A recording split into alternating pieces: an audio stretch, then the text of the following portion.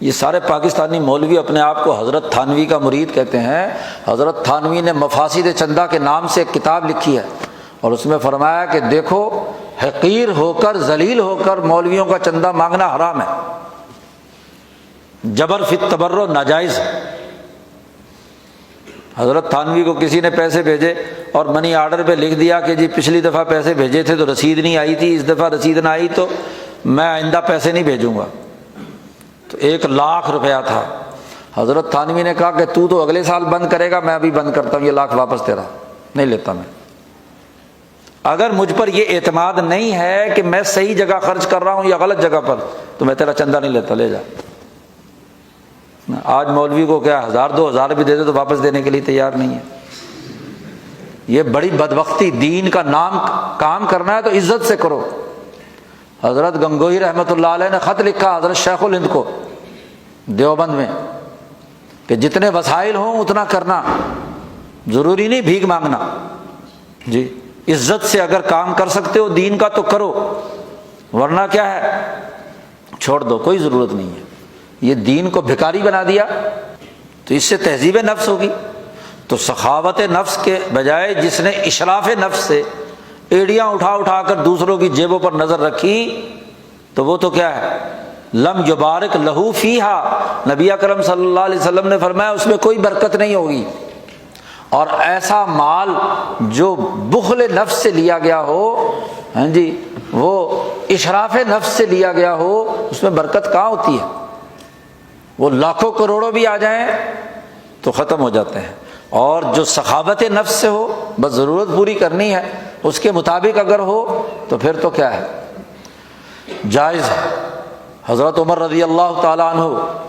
کو نبی اکرم صلی اللہ علیہ وسلم نے فرمایا کہ تو کسی سے بھیک مت مانگنا، کسی پر بوجھ مت بننا، اپنی محنت اور مشقت سے کمانا، جی۔ دوسری دفعہ حضرت عمر رضی اللہ تعالیٰ عنہ کو حضور نے کچھ پیسے دیے، جی ان کے حصے کے، تو عمر فاروق نے لینے سے انکار کر دیا کہ آپ نے منع فرمایا تھا کہ کسی دوسرے سے کچھ نہیں لینا۔ تو حضور صلی اللہ علیہ وسلم نے وضاحت فرمائی کہ دیکھو اگر تمہیں اشراف نفس کے بغیر کسی نے کوئی ہدیہ دیا ہے تو اس کو تو لے لو، کیونکہ تم نے اب تمہارے نفس میں تو کوئی مطالبہ نہیں تھا نا، تو اسے لے لو۔ اور اگر اشراف نفس سے ہے تو نہ لو۔ نواب آف بھاولپور نے جامعہ عباسیہ بھاولپور کا ایک جلسہ منعقد کیا، اور جلسے میں بڑے بڑے علماء آتے تھے، ہاں جی۔ تو حضرت شیخ الہند مولانا محمود حسن، حضرت رائے پوری، اور حضرت بڑے بڑے حضرات مولانا خلیل احمد صاحب سہارنپوری، حضرت مولانا شریف علی تھانوی، سارے لوگ آئے ہوئے تھے۔ تو جب بھاولپور سے ٹرین سہارنپور دیوبند کے لیے روانہ ہونے لگی تو وہاں ان کا جو سرکاری اہلکار تھا اس نے تمام لوگوں کو کرائے کی مد میں اور دوسرے مد میں پیسے دیے، تو باقی سب نے تو رکھ لیے، شیخ الہند نے بھی رکھ لیے۔ حضرت تھانوی کو دیے تو حضرت تھانوی نے کہا کہ نہیں میں نہیں لے سکتا، کیونکہ مجھے اشراف نفس ہوا تھا، میرے دل نے کہا تھا کہ چونکہ اب نواب صاحب کے مہمان ہیں تو جاتے ہوئے ضرور ایک لفافہ ملے گا، سرکار پیسے دے گی نا، تو یہ میرے دل میں خیال آ گیا تھا،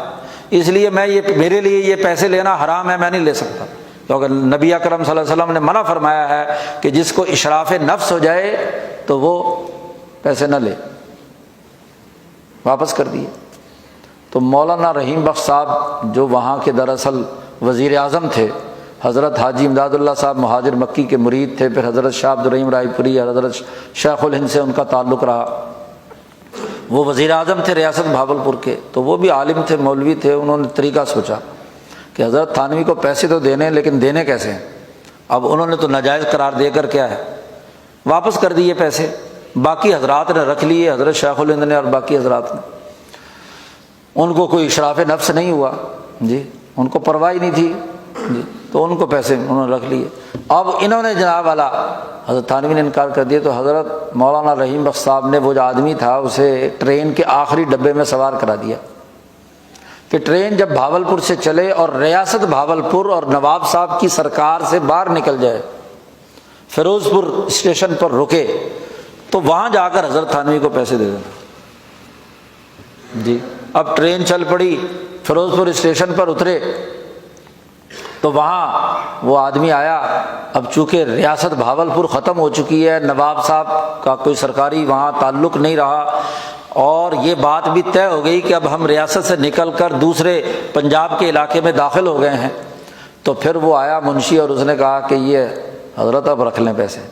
ہاں جی، تو حضرت تھانوی نے رکھ لیے۔ کیوں؟ کہ اب کوئی اشراف نفس نہیں تھا، پتہ نفس کو پتہ چل گیا کہ مجھے پیسے نہیں ملیں گے، تو سخاوت نفس تھی، تو حضرت تھانوی نے وصول کر لی۔ تو بات بنیادی سی ہے سخاوت نفس کی، اشراف نفس کی مذمت کی ہے نبی اکرم صلی اللہ علیہ وسلم نے۔ تو شاہ صاحب کہتے ہیں کہ اخبات للہ تعالی کے بعد، نماز روزہ عبادات کے بعد سب سے اعلیٰ ترین خلق، نفع بخش خلق سخاوت نفس ہوا، سخاوت